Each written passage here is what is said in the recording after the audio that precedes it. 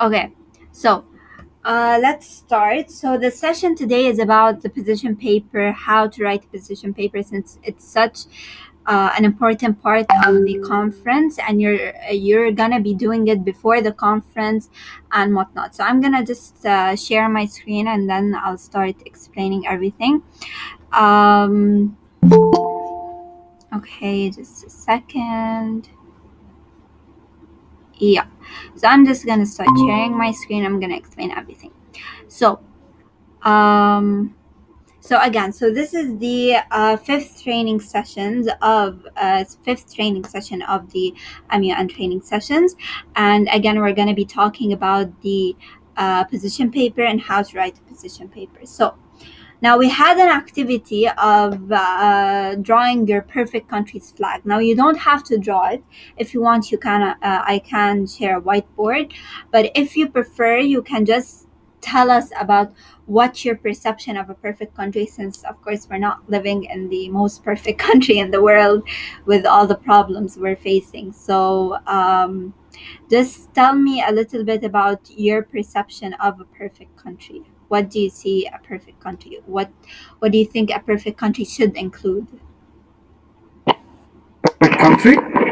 Yeah, your perfect country. What your perception of a perfect country? Although we're not Yeah. living in a perfect country. Yes.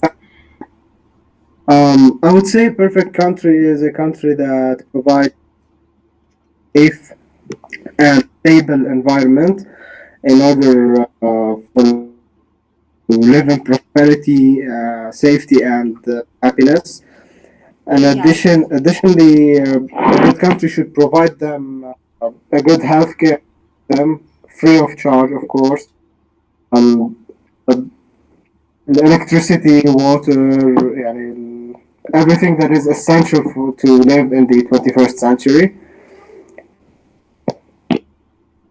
Yes, I agree with you. Of course, I love you pointed out, like for example, healthcare and whatnot. So, of course, Sharabil, do you have anything to say about your perception of a perfect country? Yes, the country should provide everything, like should provide healthcare and like everything well the citizens want.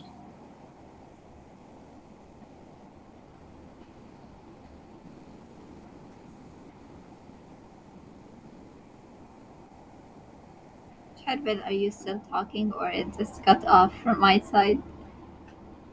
And can you hear me now? Yep, I can hear you now.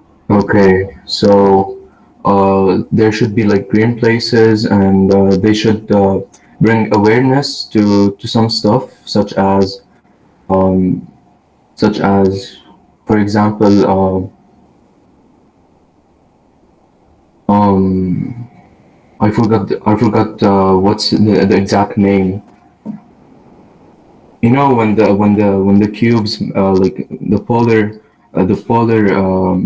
ice melt Yes, the and ice. stuff. Yeah. Mm.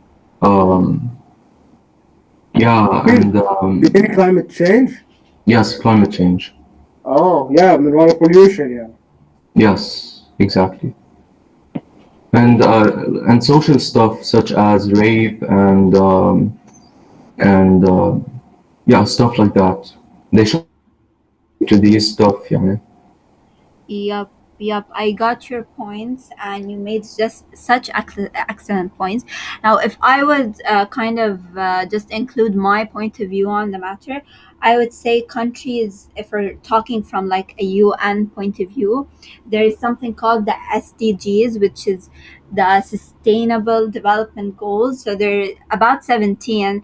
So one of them is like zero poverty and whatnot, and they're trying to kind of achieve them by 2030. So I think the government should kind of work harder to kind of achieve those goals, whilst in Lebanon you can see those goals are just like we're stepping back from where we were like 2 years ago. And Yeah, I think a country unlike, unfortunately, yeah, Lebanon, because I'm relating so much to what we're going through now, so that's why I keep referring to Lebanon. It should be like a country we live in, we thrive in, we're happy in, and not just like a country we're trying to get away from. It's just like some place we spent our childhood, but we want other countries, and but unfortunately that's that truth. So yeah, that was just like a little activity to break the ice. Now I'm gonna get back to the PowerPoint. All you can all see my PowerPoint, right? Yeah. Yes. Okay, perfect. So I'm gonna explain to you guys what a position paper is, because I don't think you know what it is. I mean, when I say speech, you're gonna know what a speech is, but a position paper, not so much, if you get what I mean. So a position paper, so I'm gonna just first of all define a position paper. So the position paper is a form of writing, so it's used in academic and professional contexts that summarizes the writer's argument supporting a certain issue. So it is a persuasive kind of writing. It's a persuasive written text that reflects a point of view about an issue that requires a clear position. So basically, again, a position paper is just you explaining your position, okay? You explaining your own point of view about a certain topic. That's why it's called a position paper. You're explaining your own point of view, your own position, okay? So so of course it's a persuasive kind of writing, because you're kind of persuading the reader of your own point of view, okay? Now um now, the position paper is written after reading the topic carefully. So, after researching it and after kind of seeing all sides of it and the central goal of writing the topic about the issue and whatnot. Now, how does it relate to MUN? So, MUN, usually before the conference, you have like a 2 week break. That 2 week break is divided 1 week for position paper and then another week for like the speeches, or at least that's how we did it in this year's LEU MUN, if you will. So we had an entire week to submit a position paper, write and submit a position paper, and then another week for speeches leading up to the final conference. So in MUN, so a position paper, you're gonna write it in like the viewpoint of your country. So for example, if you're given the country of Netherlands, you're gonna write it in the view of the country of Netherlands, not your own point of view about a certain topic. For example, like I'm not sure if you guys saw the assignment on last week about topic B, which is about like technology development and its effect on international affairs. So, for example, that's the topic we want to discuss, and we in the position paper. Okay, so we do have like a background guide, I believe. Yeah, a background guide is given. A background guide is given when writing the position paper. It helps us since it's a general overview on the topic, and since we're focusing on the topic more than we're focusing on the subtopics. There's no subtopics in the position paper, only the topic itself. But still, we can't use the background guide as like the only thing we need to do extensive research, because we need so much more information. But the background guide can be used like a base or a guide to help us in researching. So again, a position paper is important for a wide variety of reasons beyond ensuring the delegates to do a basic level of research before the conference. So understanding why a position paper is important lays the foundation to help you sort your thoughts as well as delivering your desired message to the chair. So this delivers your message to the chair. And the chair, of course, corrects the position paper, sees your position paper, and usually in the conference. Wait, just a second. Who has their mics open? Oh, no one. Okay, not sure if that sound is from me. Anyways, so yeah, the position paper has its own award in MUN. But the award that are given for the final conference itself are kind of more important, but still the position paper can get you far, especially if you don't write a correct position paper. I'm sorry, if you don't write a correct position paper, you might get disqualified and you won't have the chance to like be in the final conference or present correctly, because you're already disqualified, and even if you participate, you're not gonna get an award, because again, you're disqualified, and that's because of the position paper. So that's all about like the definition and significance of a position paper. Now, how to write a position paper. Okay, so in a position paper, you have four paragraphs. Okay, four paragraphs, and like yeah, four paragraphs. So you have the introductory paragraph, you have the national actions paragraph, the international actions paragraph, the recommendations paragraph, and then you have the sources, which are present on another page. Okay, or the references, if you will. Now, the introductory paragraph. Now, the introductory paragraph is between 3 to 4 sentences. Okay, it's usually in between 3 to 4 sentences. Now, when writing an introductory paragraph, you need to think of these 3 points, and you need to include these 3 points, okay, to have like a well-written introductory paragraph. So you have the first point, the importance of the topic. So you need to state why the topic is important, the background history of the issue, and the potential consequences of ignoring the issue to prove its importance.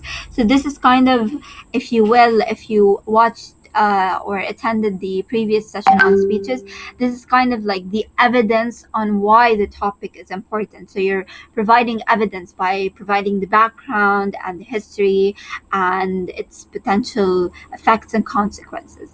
And then you have the effects of the topic on the country, because at the end of the day, you're writing the position paper as a country, okay, as a certain country.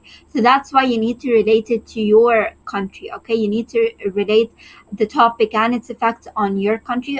Of course, you can relate it on an international level, but then specify to your country, okay? Because you're writing it as a specific country and not at like the UN or like on the international level only, okay? So just remember that.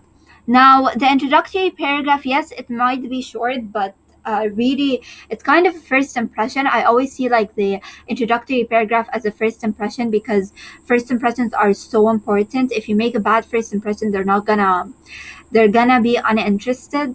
And yeah, so kind of put some of your effort on the introductory paragraph. Now you have the national actions. So the national actions is approximately 5 to 8 sentences, okay? So it's 5 to 8 sentences.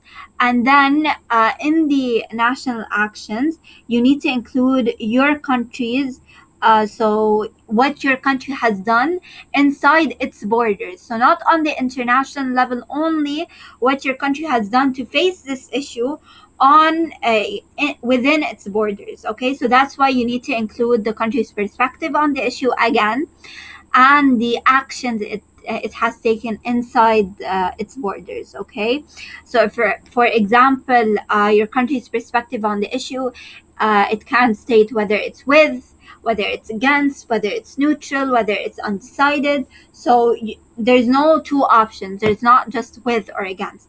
There can be several options, like I'm neither with nor against, like I'm neutral, like I don't fully support it, but I see where it's coming from. Like for example, again, I'm gonna use the country of Netherlands on like the biotech, because there was a speech included in last week's session. So yeah, so the speech talked about the Netherlands, the country of Netherlands, uh, like it prohibits, or it has a law that prohibited autonomous weapons, so basically automated weapons, but it doesn't want to ban every system that uses automation, because again, we're in a society that's always kind of that's dependent, if you will, on technology. So we can't ban them, but we can like prohibit them or minimize the usage of them, or at least prohibit the weapons that actually cause danger. So that's an example of like a point of view. Like Netherlands is not with like completely banning them, but she's with like canceling them or banning them or prohibiting them to a certain extent. So that's like, if you will, a perspective and the action it has taken. So for example, this kind of what Netherlands did, it kind of prohibited them, if you will. So you can include in the actions the country has taken, like legislatives, bills, if it has criminalized anything related to this topic and whatnot. Okay. Same thing goes for the international actions. It's quite similar to the national actions. It's 5 to 8 sentences. So it's 5 to 8 sentences, but it's basically the actions your country has taken outside its borders. So not focusing only inside, outside. So basically, how did it help other countries? What did it do? And like UN conferences, yeah, you can research UN conferences. What decisions did it take? What events did it was it a part of? So major events that your country was a part of involving this issue. And for example, the NGOs and IGOs your country has collaborated with in regards to this topic. So again, international actions and national actions, it's basically within the name, just national, just within its borders, international outside its borders. And you can just look into previous UN conferences your country has taken a part of, maybe regarding this topic or in the committee itself, to see some of the international actions it has taken, because those are considered international actions. um so yeah, some like the actions your country has taken internationally can be included, like GA and SC votes, funding, campaigns, treaties, ratifications, and so on. So again, like with other countries, if you will. Now, moving on to the recommendations paragraph. So this paragraph, it's the last paragraph, but it's the most important paragraph of all the position paper. So the national actions for me and the international actions are the least two important paragraphs, because they're basically information, they're facts. You're not adding anything special. The most important paragraph is the introductory paragraph, but number one is the recommendations, because that's where you can truly shine, and that's where you can, like, if you did a bad introduction, you can change their perception of you, the chair's perception of you. Okay, so the recommendations, you really need to show your creativity, because you're thinking of like resolutions, if you will, to solve this issue. So you can okay, so you can use the information you gathered in previous sections and brainstorm your own solutions based on previous or old resolutions or recommendations, and like enhance them. Okay, that's what they said, what they mean by based on. So again, you can enhance previous resolutions, because of course they were created, but there's always a flaw somewhere. So um, you could create a new program or further develop another one. You could provide aid to an area at uh, like you at what cost. Okay, so you need to think of like the consequences and the pros and the cons. You could involve NGOs or peacekeepers. You could collaborate with other countries. So that's kind of the kind of potential recommendations. But here's the thing, with the recommendations, you really need to be very detailed. That's why you can see in the recommendations paragraph, we didn't state like it needs certain like sentences, like here 5 to 8 sentences, 5 to 8 sentences, 3 to 4 sentences.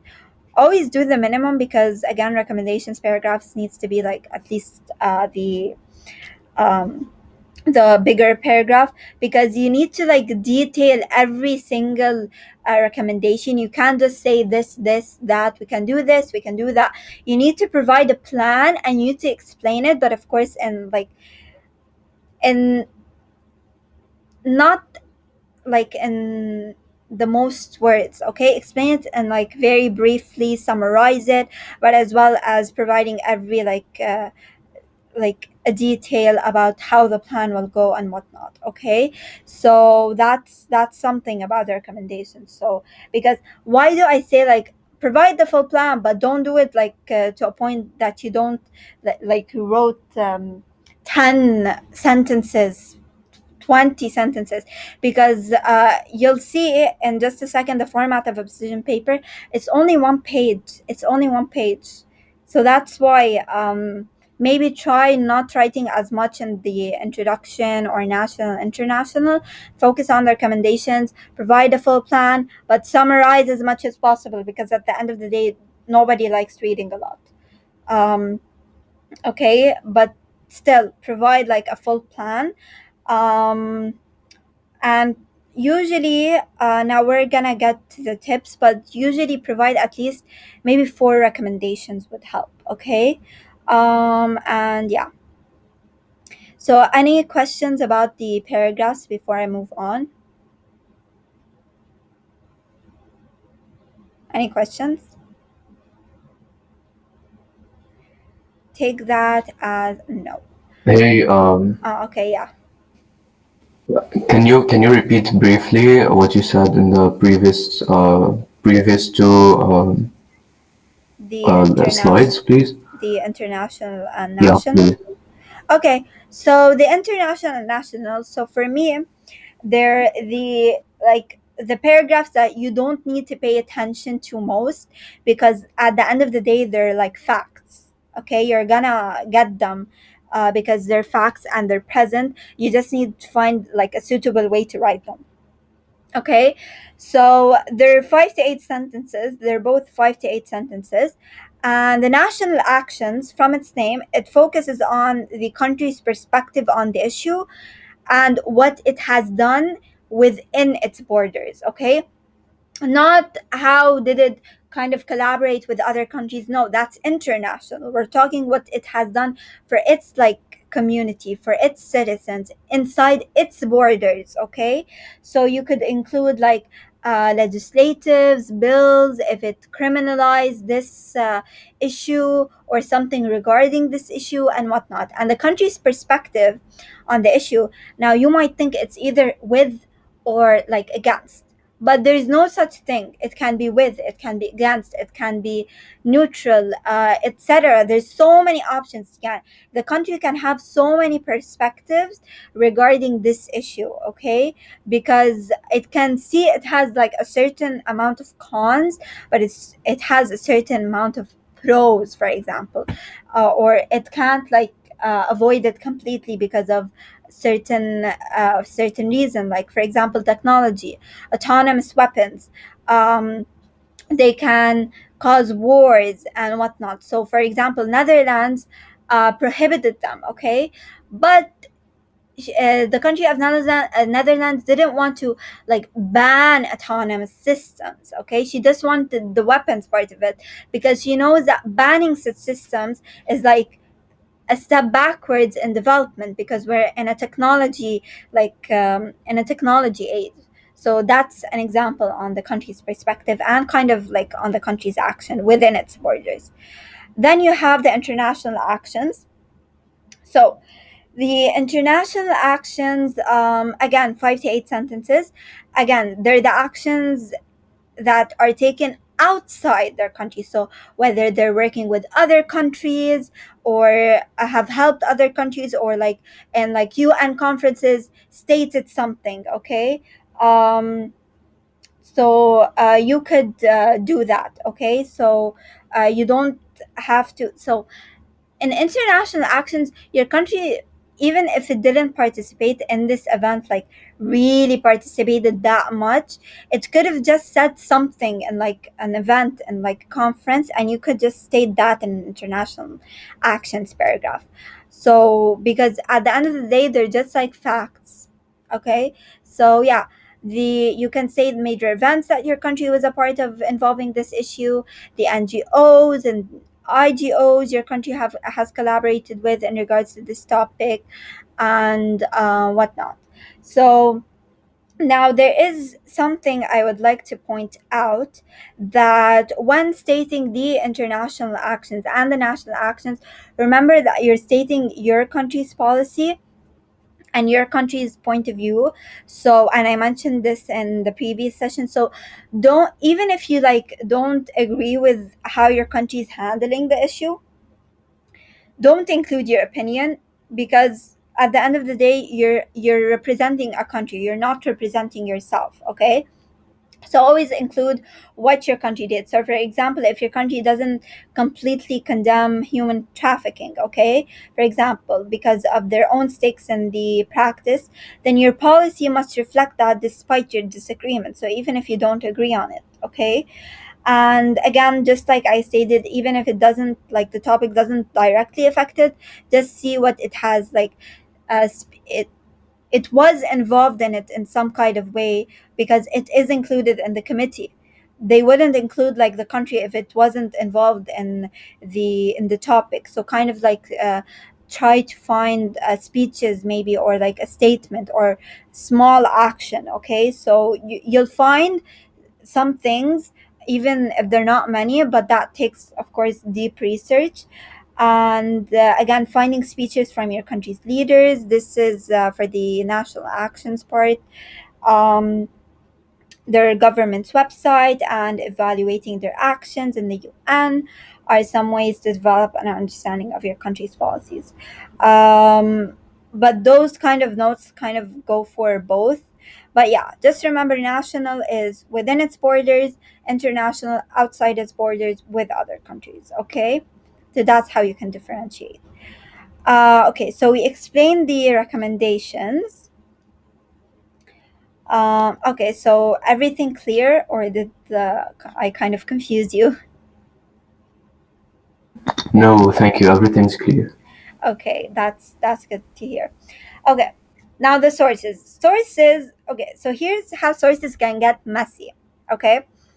Um, Okay, first of all, they need to be credible. So don't go looking in Wikipedia. First rule they teach you in any MUN program is don't go to Wikipedia, because Wikipedia is an organization. Like, I can go to Wikipedia and write something, and they'll never know that I wrote something and that it's not true. So don't depend on Wikipedia that much, okay? Never, if so, depend on Wikipedia. Now you could use it like as a base, but don't use it like as a source, okay? Um, yeah. Always cite more than like five sources to be even more credible, because you're looking at more than one point of view, okay? Because if you're looking at like less than five sources, they're kind of consider you very, or they'll consider your information very subjective, because you're looking like at at only one source and not multiple sources to back up your evidence, if you will. And then I'll explain in a minute the MLA format and the citation machine. But I want to say something. Sources can get messy if you're not organized.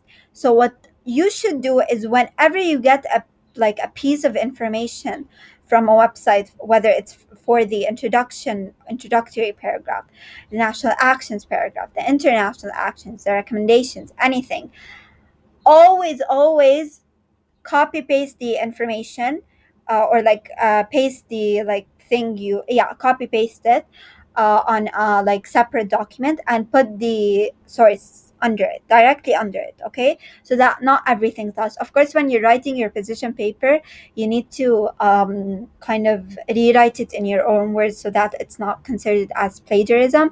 But I'm just telling you to copy paste it on another document, on a separate document, and put the link directly under it, so that you won't lose any links, and that it won't take like an hour to just only do the sources, okay?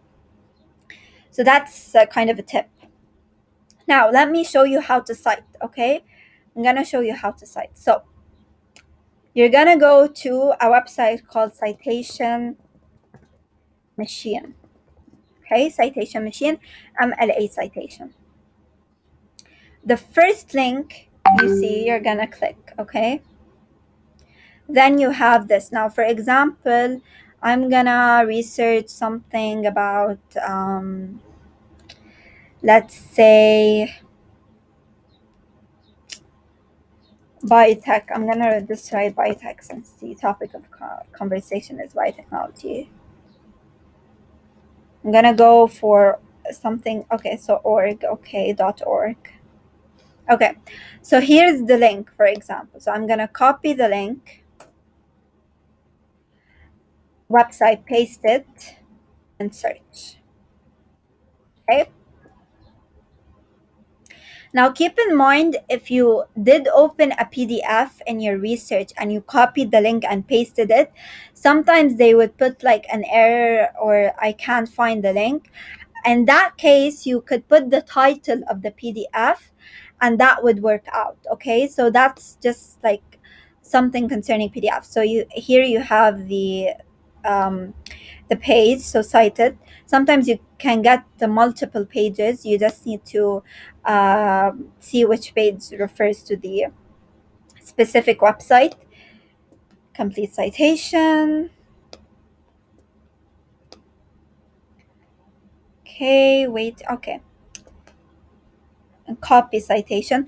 When they say check your paper, X. Okay, if you put your paper in there, it's gonna be considered plagiarized. When if the chair wants to like check your paper and they paste it here, for example, um they're gonna get that it's all plagiarized, but because you yourself checked it here.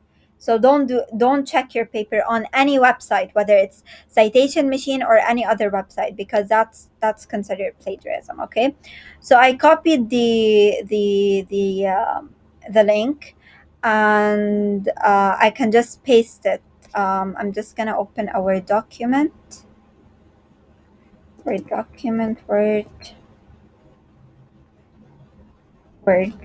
Okay. So, for example, okay, let's say I wrote biotech is dot. I'm not gonna write. Okay, so what do you do? Okay, I'm gonna add a page just so I can be clear. So page break. Okay, so you wrote your information here. Okay, so what do you do? First of all, you see this X like with the exponent. Click it, then open parentheses, put like one for it being the first reference. Go here, references. This is how our reference page looks. And then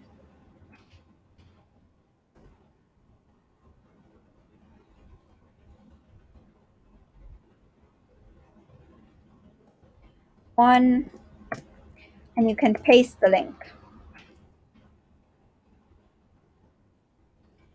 if you want it here. And that's how you cite. Okay, so I that's how you cite, and that's how a reference page looks. It's on a separate page, like I told you. Usually the reference page is on a separate page. So that's basically how you reference in the MLA format. So any questions about the sources or the references?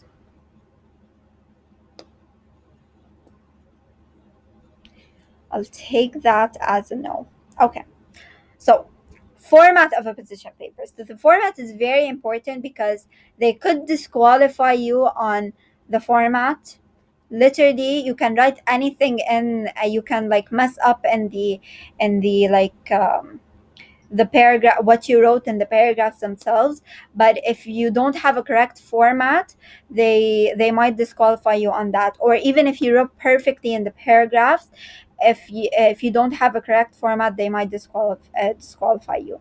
But if you do have a correct format and you messed up in the paragraphs themselves, they won't disqualify you. So the format is very, very important because it can like ensure you staying in like the competition or not. Okay, so the format. So always, just like I stated, the position paper is one page length. So it's basically this page, this whole page. Okay. That's excluding the references. So the references are put on a separate page, on a second page. Okay, so one page length without references and references on separate page. So the size of the text should be 12 in size, and the font should be Times New Roman. Then you have a 1 inch margin. When referring to the margin, you go to okay, the margin, you go to, just a second, layout. You have margin, so this is the normal 1 inch margin. Okay, and then you have the single spacing lines, double spacing paragraphs. Now, what do I mean by that? So, for example, I'm writing that biotech. Okay, let me erase that. So, single spacing lines, and so this is one enter. So, if it's a paragraph, so you're moving to another paragraph, instead of clicking enter, you click enter twice. Okay, so that's the double spacing. That's what we mean by that. So that's basically the format. It's very simple, but some people don't abide by it and they end up like getting disqualified. And what you can do is like you can justify your text. So I'm sorry, okay, you can justify your text. So here you have like the justification, justify, it's justified. The references kind of look weird when you justify. Here's what I mean by that. Okay.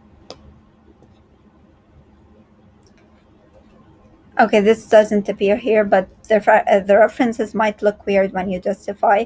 That's okay. So that's concerning the format of a position paper. Now, tips. Okay, so always look for credible sources. Okay, so the credible sources like academic journals, national documents, like the CIA, CNN, BBC, Al Jazeera, Politico, UN agency, Oregon websites, and the World Economic Forum.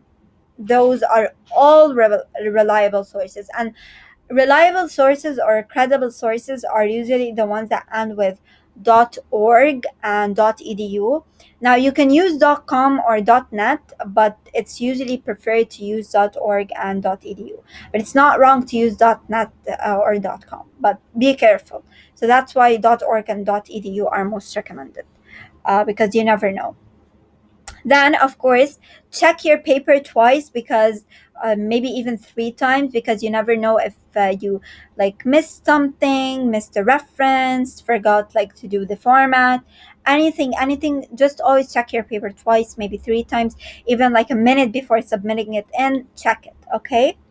Avoid using I, because you're not talking about your personal point of view.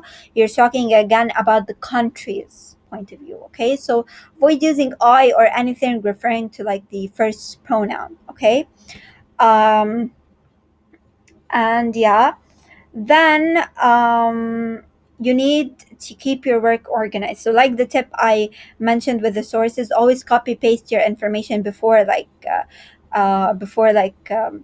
paraphrasing them or like rewriting them in your own way. Copy the link under it so that you know which like information goes with which link and you don't get lost. And other than that, yeah, maintain a neat and orderly filing system to get from one idea to the next. Use connectors, keep it short and sweet and to the point.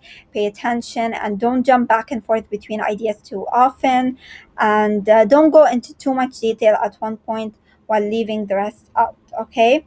So just give the right amount of detail and the right amount of information, okay? Then remain diplomatic. Dina, Huh, yeah. please explain the code of arms. You need to put that in the position paper. Yeah, that's for the second session. The Okay. the position paper is divided into 2 sessions. So yeah. So as I was explaining, so keep your work organized. So remain diplomatic. So pay attention to the choice of words. So don't like attack a certain country in your position paper. Always remain diplomatic, because that could result in the chair could see you as subjective or not remaining diplomatic. And yeah, and I think my power just went off.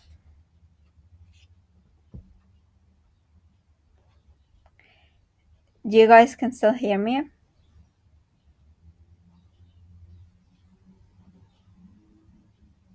Resume.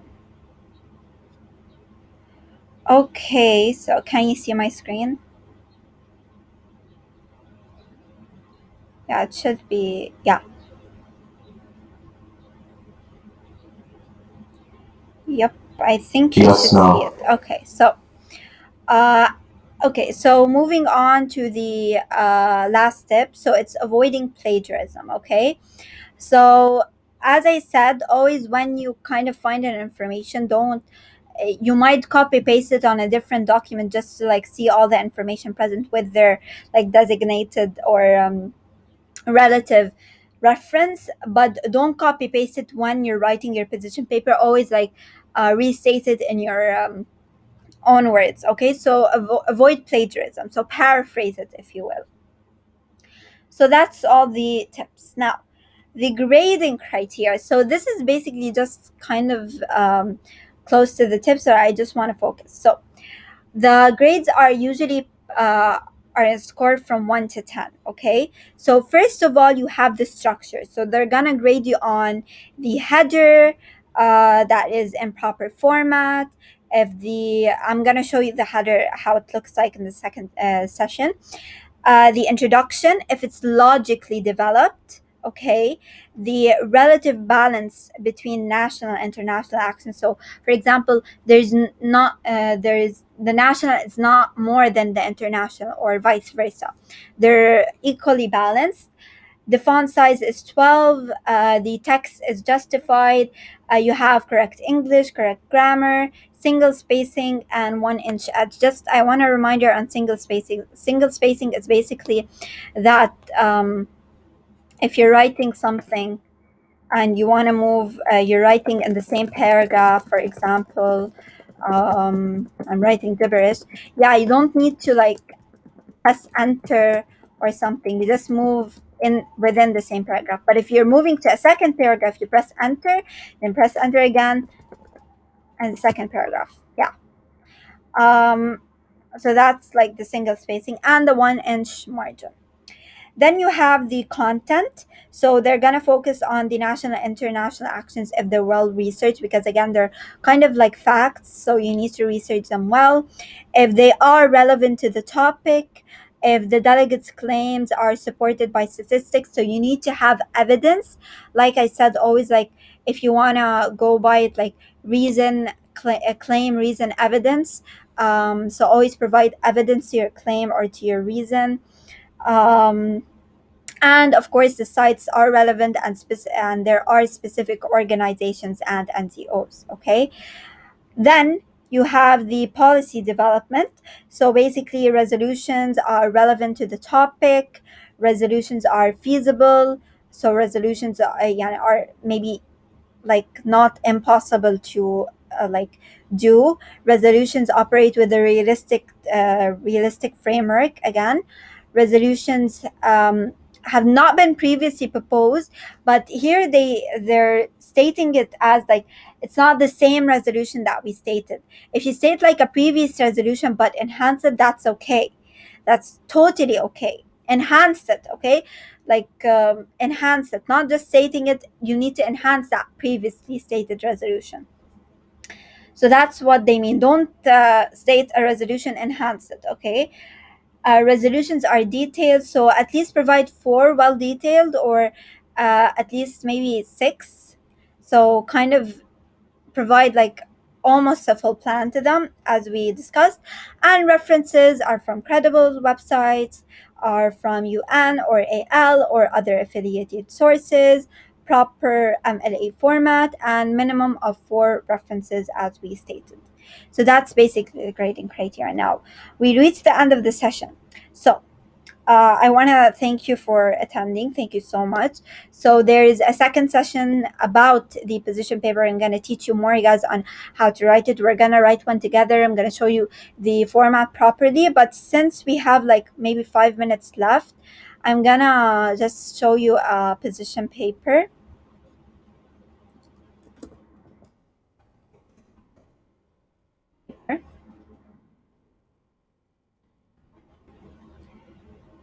An image. Okay.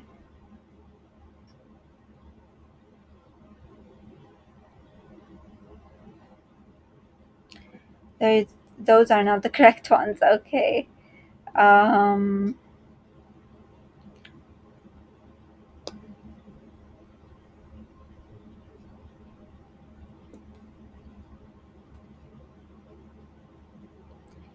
okay, just wait on a second so I can find the like a suitable one.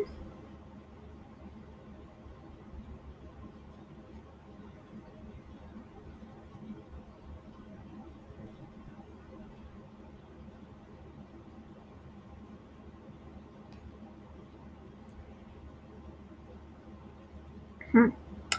So the internet is really not like working for my favorite today.